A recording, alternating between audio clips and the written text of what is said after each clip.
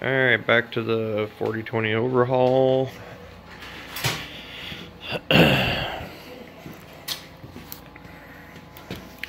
Got the oil pan off of it. Plenty of coolant in it.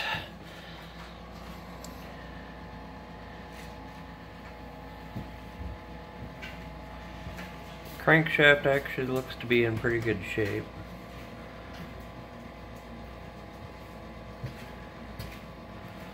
I got the front and the rear main still in it, or cap's still on the bearings there. I pulled them and checked them two first, and they look good. And then I put them back on, put all the rest of them on. The oil pump's pulled out of it now too. So we should be in decent shape to do an in-frame on this one. Have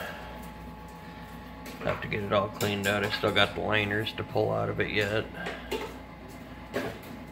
And then I gotta do a lot of cleaning on it. Camshaft right up there. Camshaft looks to be in pretty good shape on it. So none of the bearings had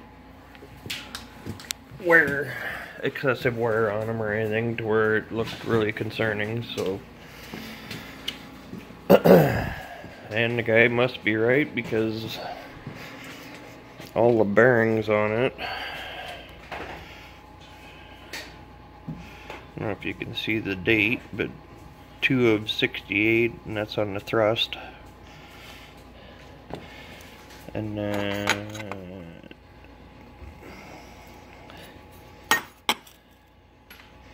11 of 68,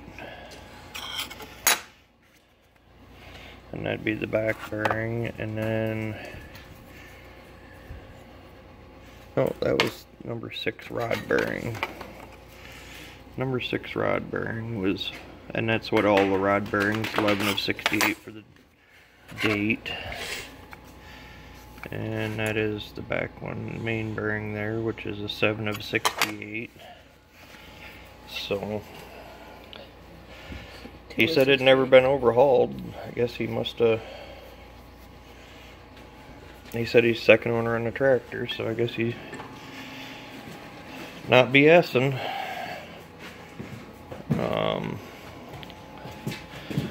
I got the liner puller set up here. You want to start pulling this liner out, Zach? We'll show you pulling the liner out of it.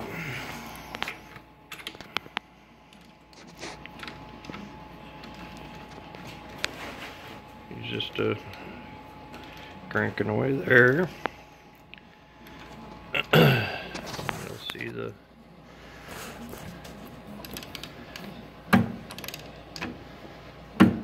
oh, hang on one second, bud. I was gonna, after it's sat overnight, if you look down in the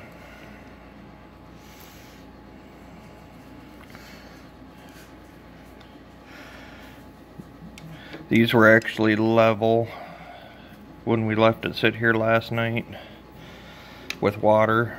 That's your coolant passage up to the head. So they had coolant level there, and then sitting overnight, the level has dropped in them. So it would be liner packings that are leaking on it.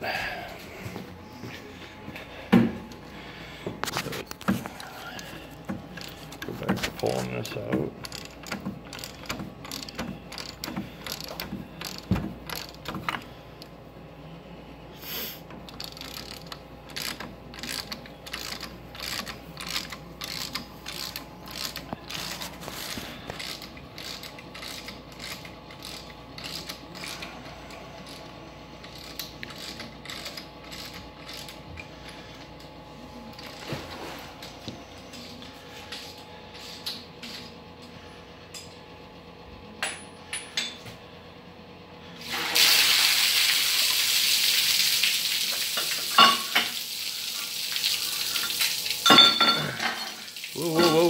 bud. Hang on a second, I'll come over and give you a hand.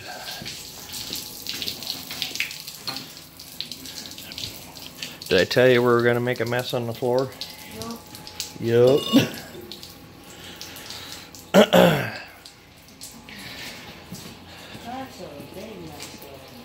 Well, that is a liner coming out. Now it'll be 5 more to come out. And first one's always the biggest mess. The rest of them will have a little bit in them, but nothing like what the first one did. So that is, and that's what I use for a liner puller. It's a, I don't know, I think it's a Kent Moore. Monaco. Yeah, by Monaco Tool.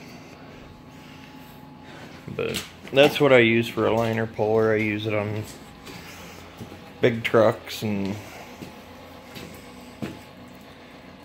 when I do stuff at home here. And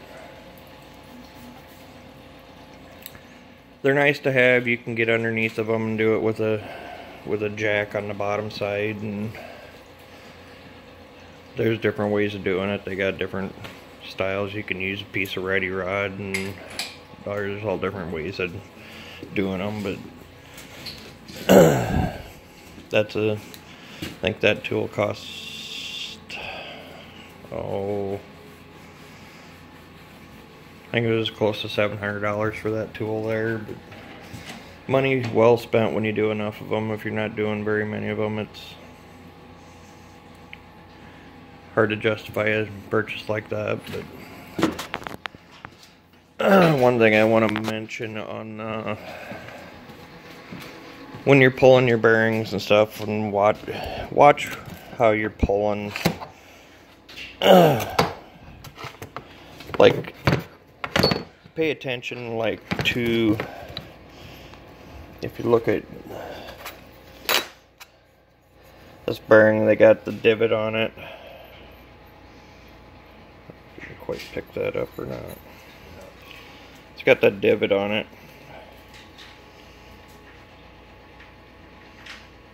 Right there.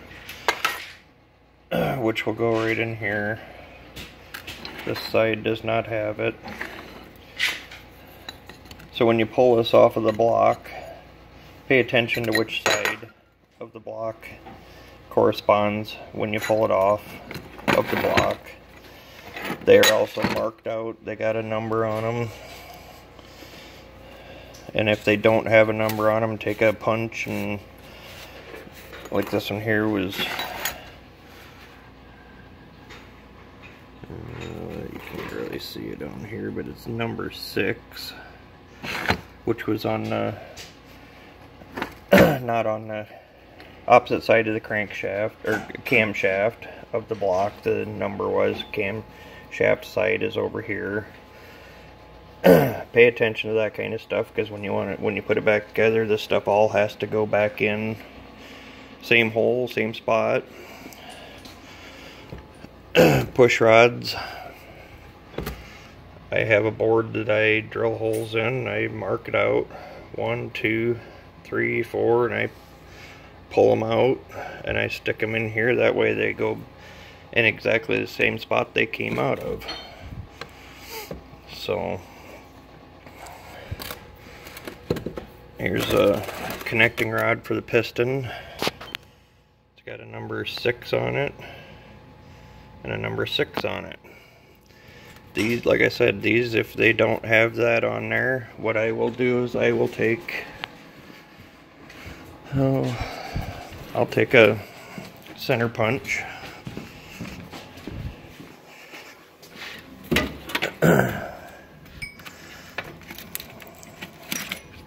Just take a center punch.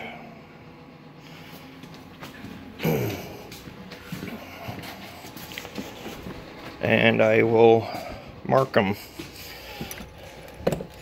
I will put, that one there was number 6, so I would put 6 dots on it and 6 dots on it. 5, 4, 3, 2, and 1.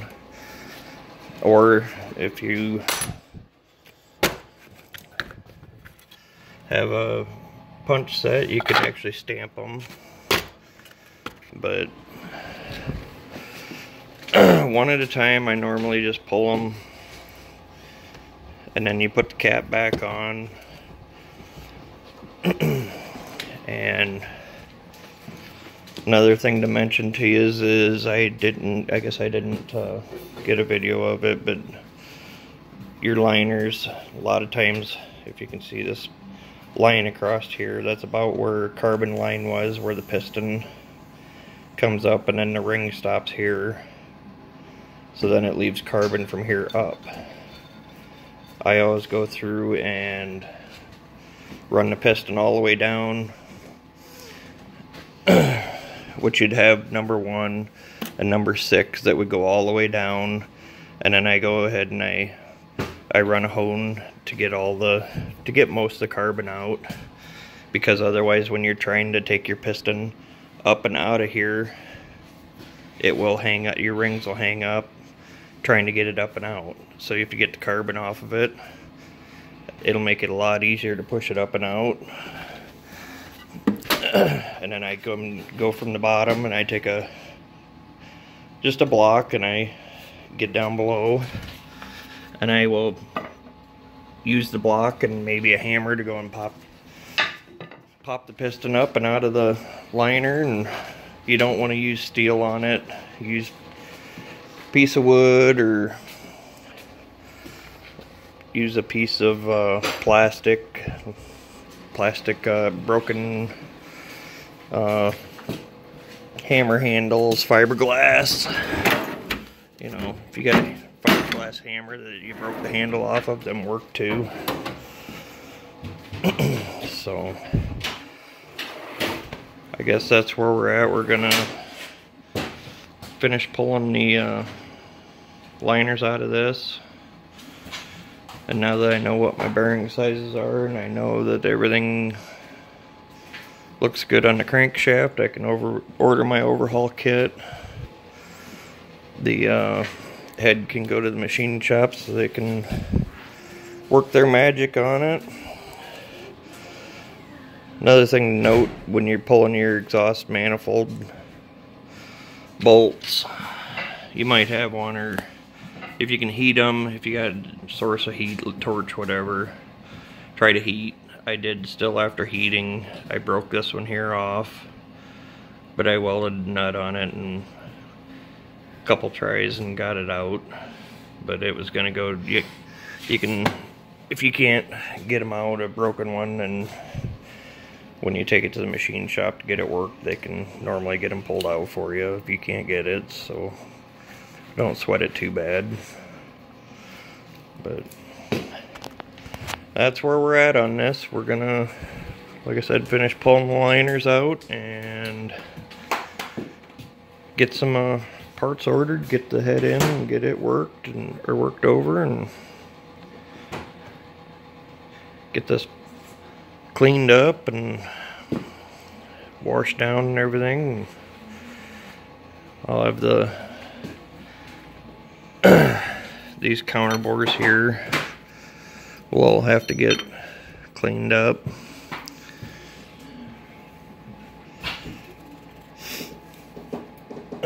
Sandpaper, emery paper, and then I'll take my square up here,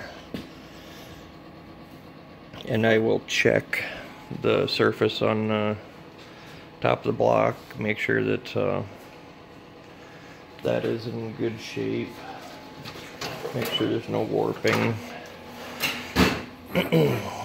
And I got what it's called I got a set of these, a super scraper. It's got like a carbide tip on it, and that's what I will actually use to clean the top of my block. I do not I don't really use the whizzer pads or whatever you want to call them, not on the block. sometimes you can kind of clean them up a little bit with these, but I just don't. I prefer to clean them up by hand. Just keep any material, or keep from burning any of the actual, or getting into the actual metal and pulling any metal, because you don't want any warpage. You want it as true and flat as you can have it. So a lot of hand cleaning on these, and you don't have a lot of problems if you do it that way. So elbow grease, and yeah, it works. So I guess we will finish pulling liners and get some cleaning done and wait for some parts now. So till next time.